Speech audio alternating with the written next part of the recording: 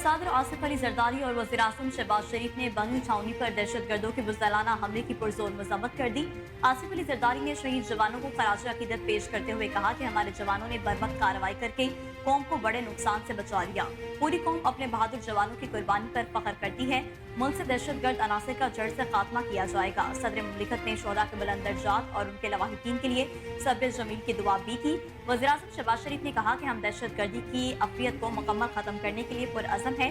पूरी कौम दहशतगर्दी के खिलाफ जंग में सिक्योरिटी फोर्सेज के साथ खड़ी है।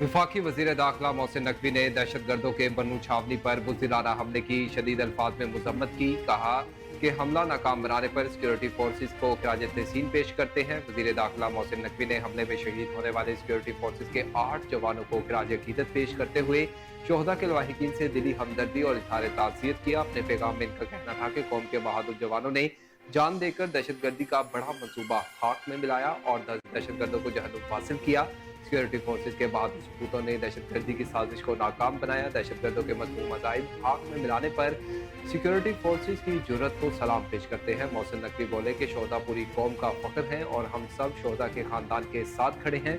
शोहदा की अजीम कुर्बानी को हमेशा याद रखा जाएगा। दुश्मन पाकिस्तान में अदम इस्तेकाम पैदा करने की घिनौनी साजिश कर रहा है। इत्तेहाद और इत्तेफाक की कुव्वत से दहशतगर्दी के नासूर का खात्मा करेंगे।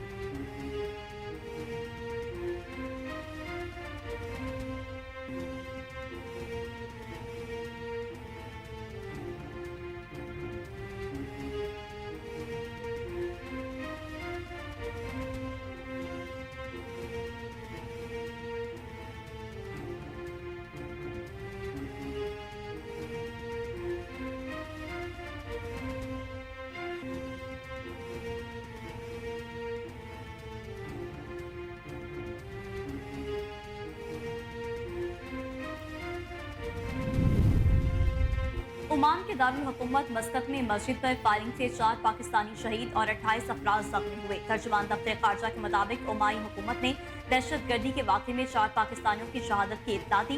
तर्जुमान के मुताबिक दहशतगर्दी का वाक़या मस्कत में अली बिन अबी तालिब मस्जिद में रूनुमा हुआ। पाकिस्तानी सफीर इमरान अली के मुताबिक 30 जख्मी ओमान के अस्पतालों में जेर इलाज हैं। जख्मियों की अयादत भी की है। पाकिस्तानी सफीर का कहना है कि ओमानी हुकाम और अस्पताल इंतजामिया से राब्ते में है। ओमानी सिक्योरिटी फोर्सेज का कहना है कि वादी कबीर की मस्जिद में हमला करने वाले 3 दहशतगर्दों को हलाक कर दिया गया। मस्जिद फायरिंग के वाक़े में एक पुलिस एहलकार समेत 6 अफराद हलाक और 28 जख्मी हुए हैं।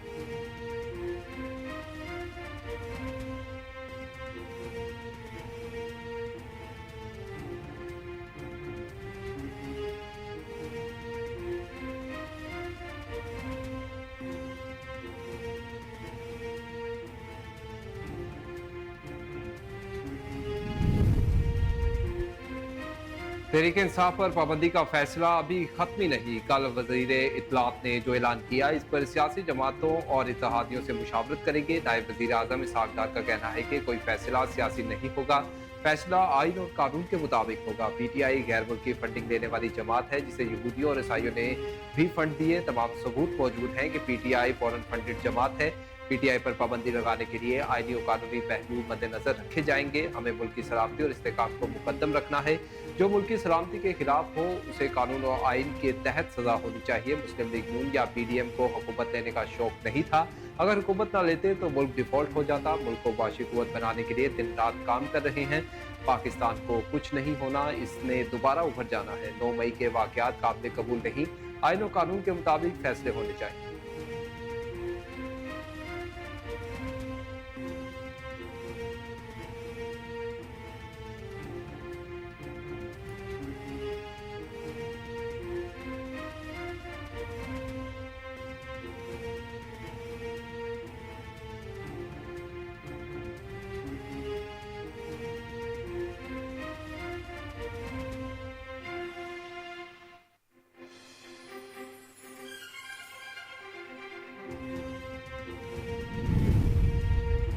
तहरीक इंसाफ पर पाबंदी के लिए पार्लियामेंट में इत्तेहादियों से मुशावरत करेंगे। वजीर दिफा ख्वाजा आसिफ की सियालकोट में प्रेस कॉन्फ्रेंस। कहा, पीटीआई की खातून रुकन कहती हैं कि खान नहीं तो पाकिस्तान नहीं, यही उनकी सियासत का असूल है। मेरे नजदीक पाकिस्तान सबसे अहम है, ये है तो हम है, सियासी कायदीन है, इसके बगैर जाती जिंदगी कोई मायने नहीं रखती। पीटीआई की हरकत कहती हैं कि इस पर पाबंदी लगाई जाए। इस मामले पर इत्तेहादियों की मुशावरत से ही हम पार्लियामेंट में आगे बढ़ेंगे। आर्टिकल 6 के हवाले से वजीर दिफा का कहना था कि मुझे पता नहीं कि किस किस पर आर्टिकल 6 लगा, लेकिन ये मुझ पर लगा था जब अदम एतमाद की तहरीक हुई थी। जिस तरह उन्होंने ऐवान की तहलील किया, उनके पर आर्टिकल 6 लगता है और कार्रवाई जरूर होनी चाहिए।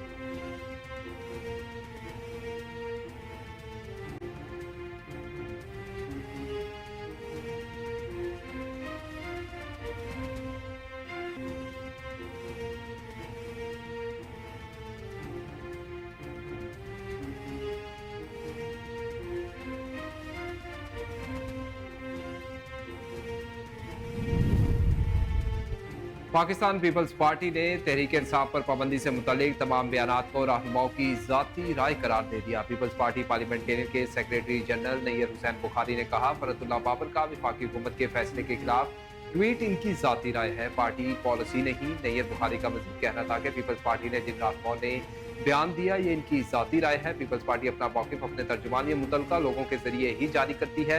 पार्टी की क़यादत मुशावरत के बाद ही अपनी कोई राय देगी। इधर पीपल्स पार्टी के सीनियर रहनुमा शहरी रहमान ने कहा कि हमें कोई इंदिया नहीं था कि पीटीआई पर पाबंदी लगाई जा रही है। आपने बजट में भी देखा, हम अपनी राय के मुताबिक कुछ कर नहीं सके। अब भी पार्टी का जो भी फैसला होगा इसके साथ खड़े रहेंगे। हम समझते हैं कि इससे कुछ हासिल नहीं होगा, किस चीज़ को आप रोक नहीं सकते। मुल्क में कानून की हुक्मरानी होनी चाहिए। जो हालात हैं इस पर आवाम की चीखें निकल रही हैं।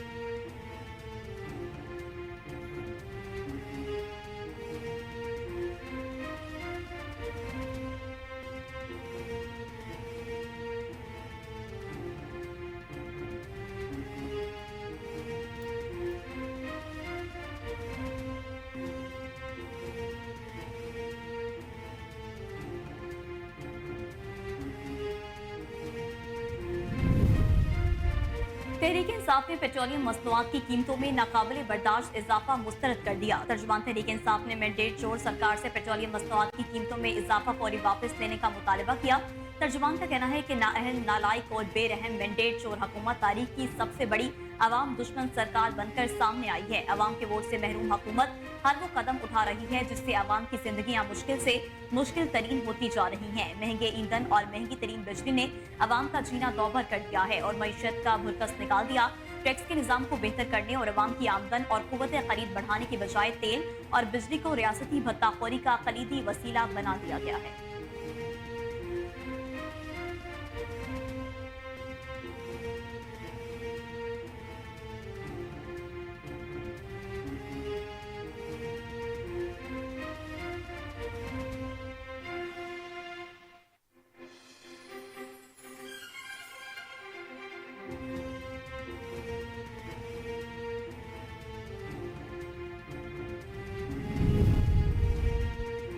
इस्लामाबाद में सुप्रीम कोर्ट के साबिक जज जस्टिस मुशीर आलम ने एडहॉक जज बनने से माजरत कर ली। जस्टिस रिटायर्ड मुशीर आलम ने जुडिशल कमीशन को लिखे गए अपने खत में कहा कि अल्लाह ने मुझे मेरी हैसियत से ज्यादा इज्जत दी।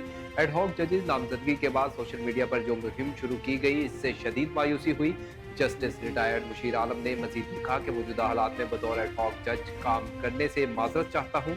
दूसरी जानिब जराये का बताना है कि जस्टिस रिटायर्ड सरदार तारिक मसूद और जस्टिस रिटायर्ड मजहर आलम मियां केल ने सुप्रीम कोर्ट में बतौर एडहॉक जज तैनाती पर रजामंदी जाहिर कर दी। जराये का यह भी कहना है कि जस्टिस रिटायर्ड मकबूल बाकिर ने ताहाल रजिस्ट्रार सुप्रीम कोर्ट को जवाब नहीं दिया।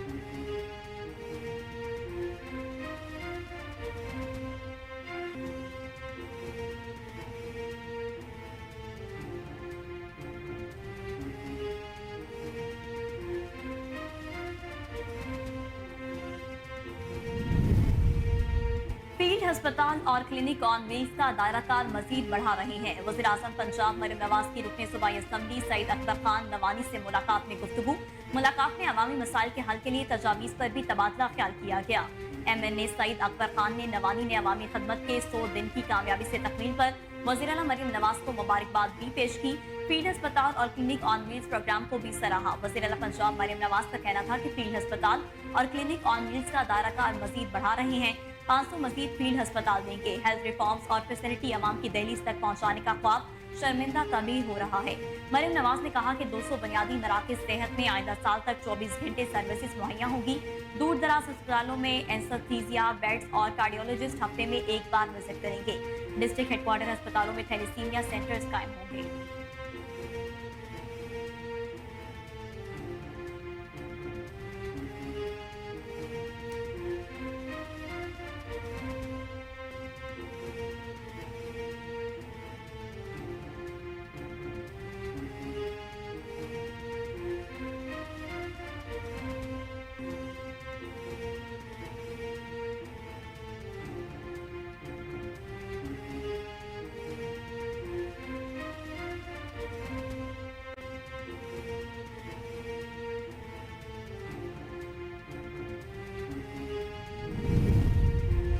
नवासा रसूल हजरत इमाम हुसैन रजी अल्लाह ताला अन्हा और शोहदाए करबला की अजीम कुर्बानियों की याद में मुल्क भर में नवे मुहर्रम उल हराम के जुलूस लाहौर, कराची, पेशावर, कोयटा, रावलपिंडी समेत दीगर शहरों में जुलूसों मजालिस और अज़ादारी का सिलसिला जारी।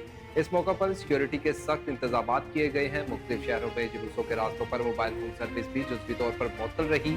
जुलूस के रास्तों पर अज़ादारों के लिए सबीलों और लंगर हुसैनी का भी एहतमाम किया गया। खारदार तारें, कंटेनर्स और बैरियर्स लगाकर जुलूस की आमदगाहों और रास्तों को सील कर दिया गया।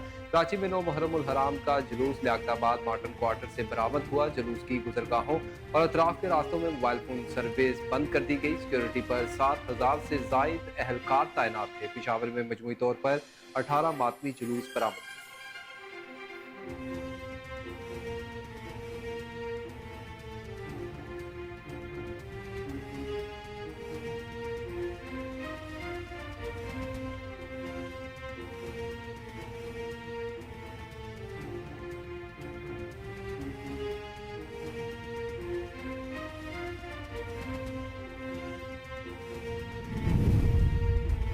लाहौर इंसदादे दहशतगर्दी अदालत के जज खालिद अरशद ने महफूज फैसला सुना दिया। बानी पीटीआई का 10 दिन का जिस्मानी रिमांड मंजूर कर लिया। अदालत ने बानी पीटीआई का 9 मई के 12 मुकदमात में जिस्मानी रिमांड दिया।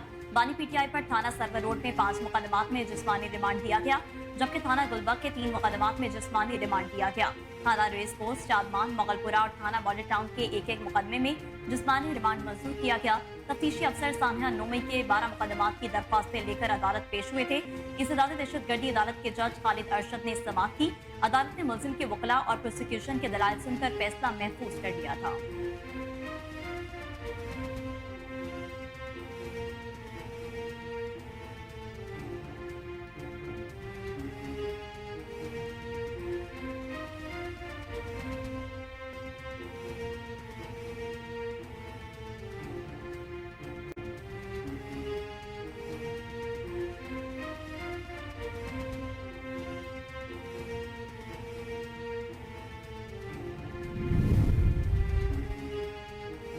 हुकूमत की जानिब से तहरीक इंसाफ पर पाबंदी के फैसलों पर अमरीका ने तशवीश का इजहार कर दिया। तर्जुमान महकमा खारजा मैथ्यू मिलर का ये कहना था कि सियासी जमात पर पाबंदी के हुकूमती बयान देखे हैं। ऐसा महसूस होता है कि ये सियासी पेचीदा अमल का आगाज किया जा रहा है। ताहम इस अंदरूनी अमल और फैसलों पर अमरीका नजर रखेगा। इनका कहना था कि किसी सियासी जमात पर पाबंदी तशवीश की बात है, क्योंकि ये इकदाम इंसानी हकूक, आज़ादी इजहार राय, आइनी और जमहूरी असूलों की पुरअमन पासदारी की मुखालफत है। मैथ्यू मिलर मजीद बोले कि पाकिस्तान समेत किसी भी मुल्क में सियासी तशद्दुद की मजम्मत करते हैं। अमरीका इंसानी हकूक की खिलाफ वर्जियों के खिलाफ है। हम जमहूरी इक़्तिदार और बुनियादी हकूक का एहतराम देखना चाहते हैं। पाकिस्तान में कानून की हुक्मरानी की हिमायत करते हैं। तर्जुमान महकमे खारजा मैथ्यू मिलर ने मजीद कहा कि अमरीका जमहूरी अमल और वसीतर रसूलों और कानून की हुक्मरानी समेत इंसाफ के इक़दामात की हमेशा से हिमायत करता रहा। बिस्मिल्लाहिर्रहमानिर्रहीम, अस्सलाम वालेकुम। कोहिनूर न्यूज़ के साथ मैं हूं नेहा परवेज और मैं हूं बासित शहबाज। हेडलाइंस आपने जानी। बुलेटिन का बाकायदा आगाज करेंगे इस न्यूज़ ब्रेक के बाद। हमारे साथ रहिए।